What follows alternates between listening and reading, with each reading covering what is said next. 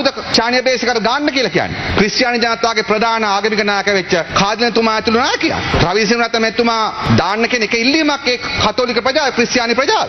ඔබතුමා පාර්ලිමේන්තුවේ කියනවා මේවා පත්කිරීම නිලධාරි වෙනකන් පත්කිරීම කරේ කතෝලික සභාවේ ඉල්ලීම මත කියලා. නමුත් ඊයේ පිළිගන්න කියනවා තේම ඉල්ලීමක් කරේ නැහැ කියලා. මම හිතන්නේ ඕකේ ඇති විශේෂත්ව දෙයක් නැහැ. පැහැදිලිවම මේ රටේ පාස්කු ප්‍රහාරය සම්බන්ධව පරීක්ෂා කරන නිලධාරීන් ඒ පාසු ප්‍රහාරය සැලසුම් කරුවන් ලෙස විශ්වාස කරන රාජපක්ෂ පාලනය විසින් ඔවුන් අතිවිශාල ප්‍රමාණයක් ඉවත් කළ බව දන්නවා. ඒ වගේම මේ පරීක්ෂණ කරන්න වින්දිතයන් සම්බන්ධ කටයුතු කරන සෑම සංවිධානයක්ම මේ නිලධාරීන් නැවත ස්ථාපිත කරන්න කියන ඉල්ලීම පොදුවේ රටක් වශයෙන් උත් කරනවා. මොකද පරීක්ෂණ කටයුතු කරද්දී ඒක කළ යුතු දෙයක්. ඒක පබ්ලික් knowledge. ඒක තමයි මට කියන්න තියෙන්නේ. ඉතින් ඒ නිසා පලිගත් නිලධාරීනුත් පලිගැීම ලක්වෙච්ච නිලධාරීනුත් ඔවුනුත් වික්ටිම්ස්ලා මේ පාස්කු ප්‍රහාර. ඔවුන් සේවය යොදවලා පාස්කු මිනීමරුවන් සහ ඒවා සැලසුම් කරපු දේශපාලන අපරාධකරුවන් නීති ඉස්සරහට ගෙන එක තමයි මම හිතන්නේ වැදගත්ම දේ වෙන්නේ. නැතුව ඒක සම්බන්ධව එහෙට මෙහෙට මේ කරන එක නෙමෙයි වැදගත් වෙන්නේ. මේ පරීක්ෂණ වලින් ශානීය බේසර අයින් කරාද නැද්ද? ශානීය බේසයකට දැන් පරීක්ෂණ කරනවද නැද්ද?